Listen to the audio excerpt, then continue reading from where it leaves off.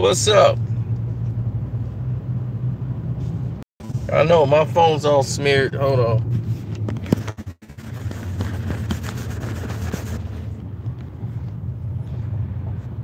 All right, there we are.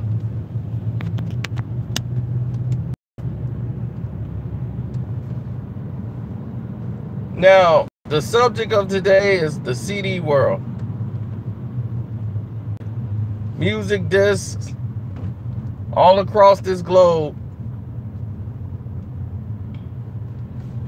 Everybody wants to know one thing. Why can't they get CDs? Best Buy stopped selling them. It costs a lot, and manufacturing costs.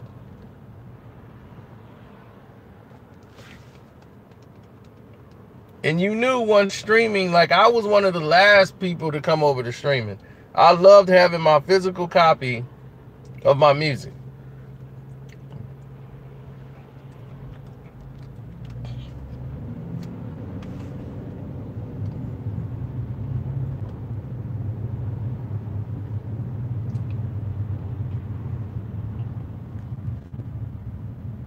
But now, that's gone. No more physical copies of music. Is getting less and less. Like major albums like Drake's Scorpion album, for people who love to collect them, they can. But what's it's doing now is freeing up space in your home. There's people with like 500 or 600, 700 CDs. Songs they don't even listen to no more, but they got them. So, for those, the game was elevated to a whole new light. It was put on a whole nother plateau as far as where you would want to be in the situation. Like where do you want to go? Where you feel you need to be at that that date and time.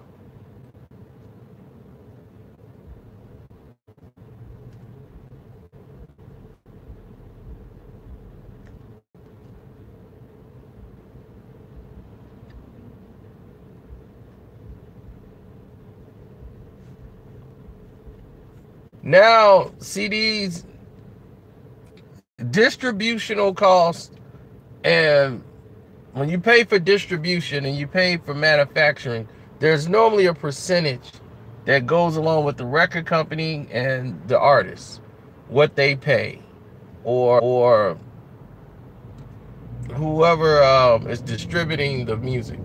Because whoever's distributing the music, the record company that they're partnered with are going to have to split, or they're going to have a certain percentage on how they handle distributing costs and manufacturing costs. These are the two major costs that both sides have to deal with and come to terms.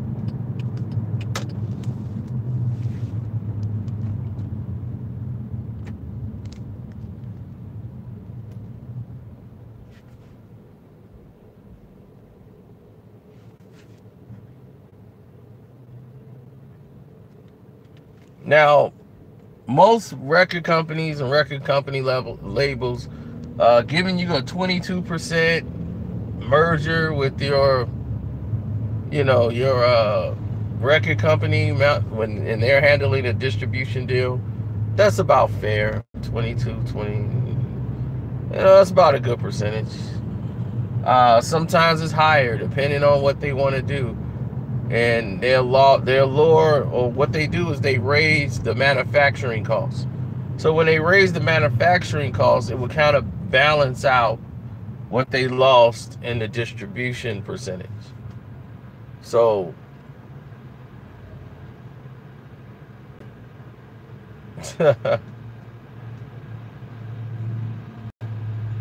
so during when you're doing your distribution deal, and they're trying to negotiate to move to another, status quo, this becomes the narrative.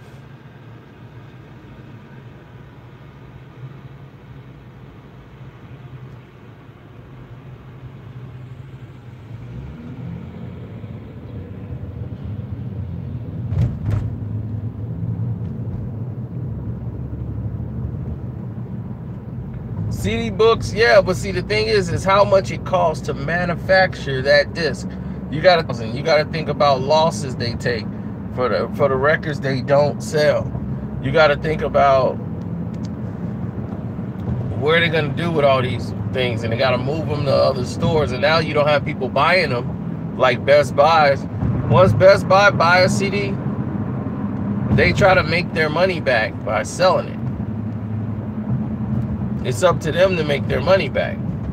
So if they're not selling, then what you doing?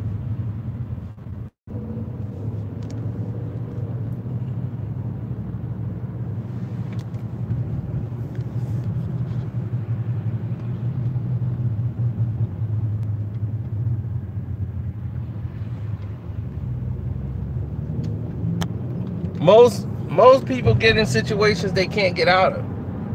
They get in, you see an independent artist make about as much as an artist. When you see a whole bunch of and they be like, in conjunction with this person, that they all get a percentage of the sales, but they all got to pay a certain percentage for distribution and manufacturing costs. So the more people you have in there, it lessens your responsibility, but it also lessens how much you're going to get back. Just like any other deal, any other thing that they come across the pipe.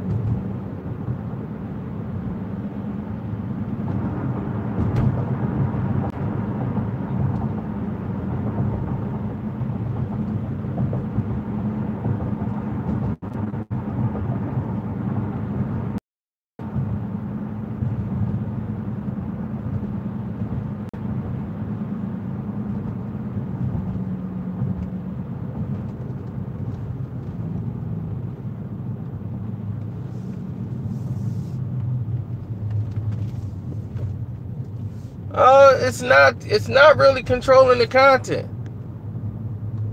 This is not really the case. The case is less costly. Now you cut out trucking.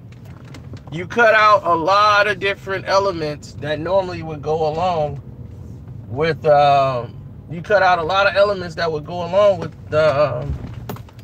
with costs. Because that's what you want to do. You want to reduce costs as much as possible.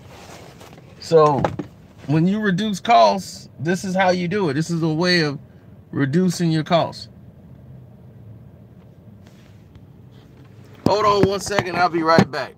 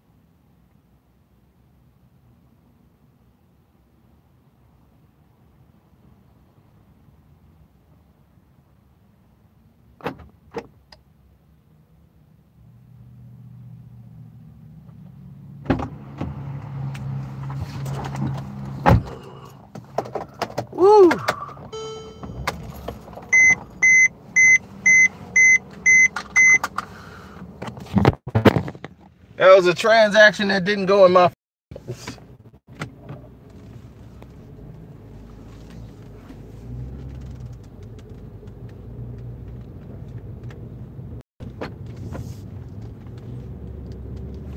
Boy, losing money is not a good thing. Mike Tyson versus Roy Jones. I'm a businessman, and a businessman is most loyal to the money. Most loyal to the money.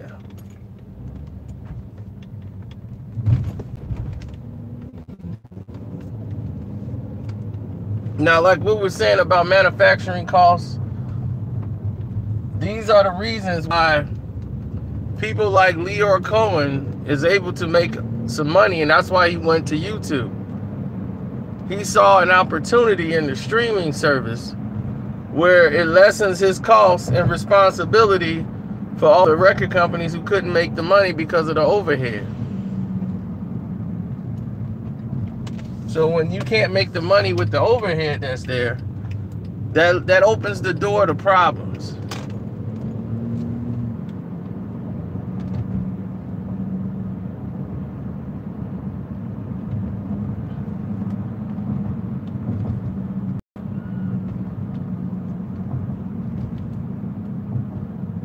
It's a good thing and it's a bad thing, because it's a lot of people that lost a lot of money behind the distribution of CDs. The trucking industry, the shipping industry. There's a lot of people going to be out of work. You know, so yeah, it helps the record company out, because they don't. That's a lot of money. That's millions of dollars. Millions of dollars that's going back in their pockets. And they get to distribute the music like right away. They don't have to wait. The music is already distributed before anybody even know what's going on.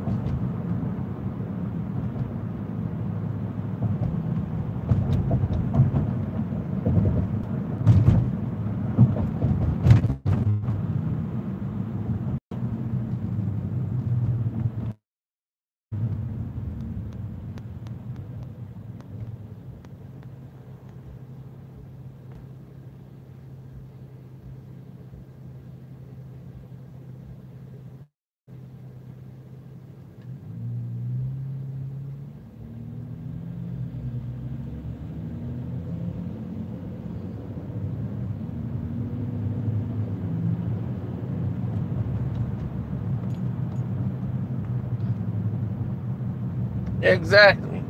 So when you got that, exactly, pig pen mentality. But when you see situations such as that, and it gets out of hand, and you see many developments take place that shouldn't be taking place, you know, it opens a bad, you know, you have a bad feeling about stuff.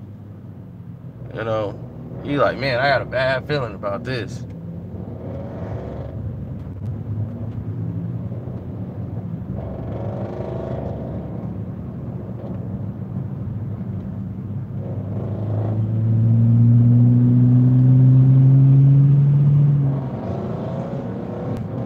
I mean, streaming it'll never go back to the way it was with CDs. Streaming is the future. Streaming is what's right now. Streaming is it. So it's always about streaming. Don't ever think it's something different. Streaming is the future. Streaming is right now, and it's not going anywhere. It's saving too many people a lot of money. Plus, if you're an independent artist, it can help you. Now, what Lyor wants to convince you is that it's gonna. Now, with the YouTube Music app that they got, it's gonna help independent artists now go to YouTube in order to try to launch their music careers. You know, and that's the feel of what he wants to do for YouTube Music. So I understand what he's trying to do and what his angle is, to relaunch and rebrand and work with these record companies to get around these copyrights to the music, but it's gonna lead to people saying, hey, my music is leaked here and there, and now my RIAA numbers, it's a lot of red tape where a lot of people can lose some money, they can hide some money, It's a whole different type of situation.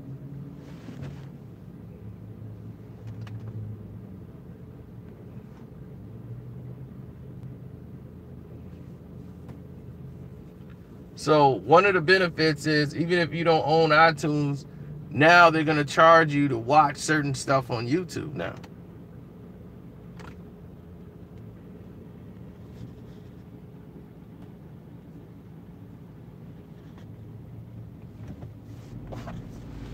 Just wait, it's coming. It's coming, buddy, believe me. Welcome to Clover's. What can we make fresh for you? Yes, I want a codfish dinner. The dinner? Yes. 2 or 3 pieces. 2 pieces. What's the size? Green beans and mash. Green beans and mashed potatoes? Yes. With gravy? Yes. Okay. Can I get you anything else? Yes, I want a medium Pepsi. A medium Pepsi? Correct. Okay. And that'll be all. $13.45. Go ahead for it. Thank you.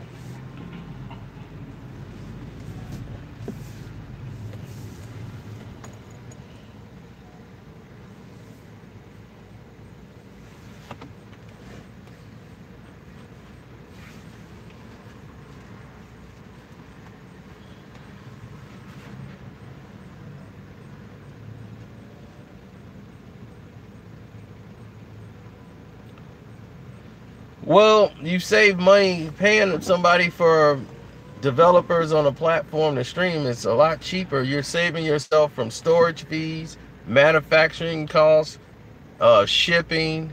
You can just stream the music right away. You've cut out everything. So it saves you millions of dollars. Housing, warehousing, getting the return back on the product of stuff that didn't sell, you know.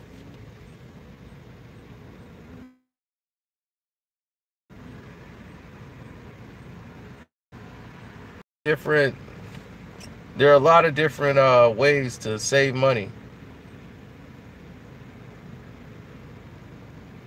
and you cut all that out, it frees up millions and millions of dollars for the record company, stuff that they don't have to pay out for that they used to. And then you don't have people buying it anymore. Like Best Buy wasn't making them any money anymore. It's just taking up space in their homes. Now, instead of having your whole house filled with CDs, you clear all that up and you got it all on a streaming service. So now, $13.45. okay. Thank you. Hey, you can download it and you can own it yourself.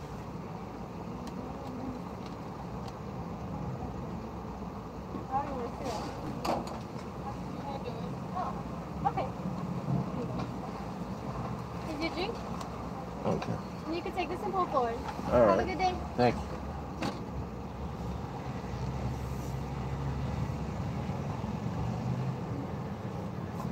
So you start looking at the millions of dollars you're saving yourself. That's free money. So it's chump change to what you pay for just streaming the music. That's nothing.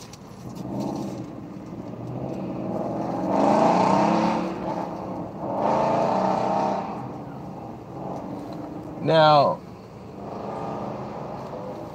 for some people who want to make money in the game and they look at it and say, man, you know, streaming is the way to go. It is the only way to go right now. But the avenue is, it takes so long to develop and push to go to the next level. You keep pushing yourself. You keep going, pushing out music. You can oversaturate the fans. That's the only problem, is that people lose attention to what you have with your product, like right away. What Drake doing right now is an anomaly. Because normally after a week, somebody gets tired of it. And then after a week, it's over.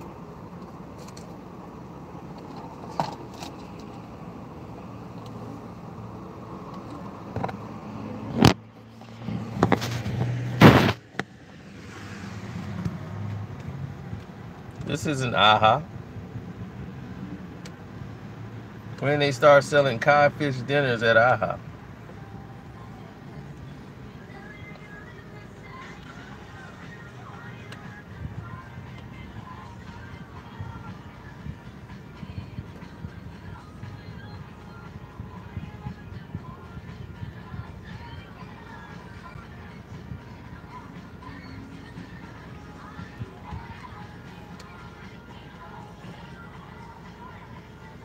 Oh, there's cars with CD players, but that's mostly like an anomaly. There's gonna be cars in the future that come without them. It's just like cars with tape decks. Remember that? Now they don't have tape. They used to have the tape deck and the CD player. Now you get a car with a tape deck. You're a lucky guy. But it's people that like the cassettes. The cassette and the LP versions. People were like, man, you know, I need the LP version. Or let me get that track there. Let me get, you know, what's going on here. You know, it's a lot of this going on. So a two-piece car then? Mm-hmm. All right. Thank you.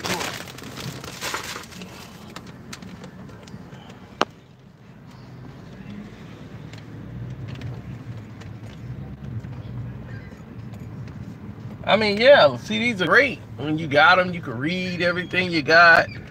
But it's just, and go right there. But now to get a physical copy, that's just like, they too far and in between, because a lot of stuff you don't want to buy. I mean, especially when you could just hear all the music, and then you realize, okay, I don't like this song or that song or this song. And there's no real reason to buy the CD. You don't really need it.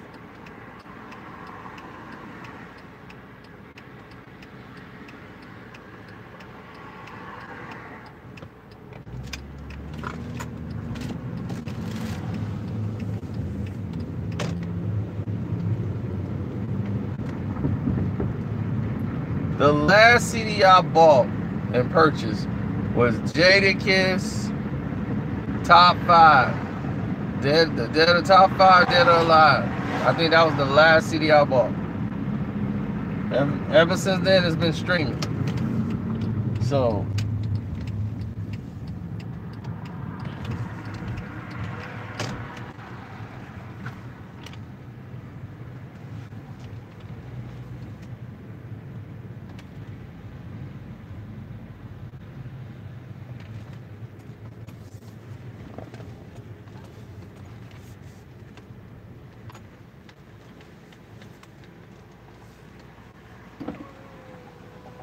see, the only problem with digital that I see is that it's hard to own something. But you can own it and download it. Like, you can download the music, so if you got a file or whatever, you can keep it. And that's more, you know, you save yourself on clutter and anything. You can make playlists and play them. You know, everybody's kind of gravitated to those, but then you're like stuck with all these CDs from the past. So now most of those end up going in a box or somewhere else. Me, I keep a stand up, you know, for my CDs to be on display.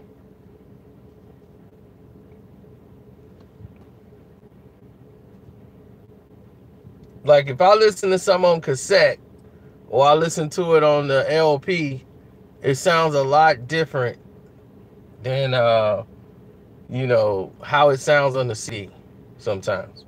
The CD version, like, for instance, Jack the Ripper. The all-world version of Jack the Ripper is the worst version of Jack the Ripper. I cannot listen to LL Cool J's Jack the Ripper on all-world ever. I need to listen to the LP version or the one that was on the cassette. I want to hear it the way it was sounded when it was made. They remastered it, and the mixing is off. Everything is off.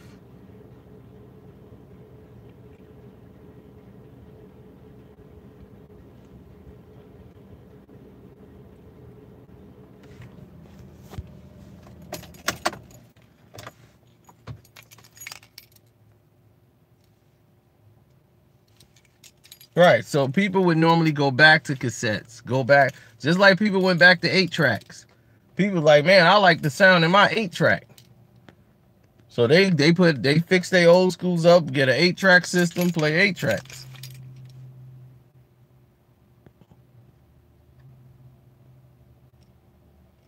So this has always been the norm, always, and nothing has changed. So I'm out. Y'all have a blessed day.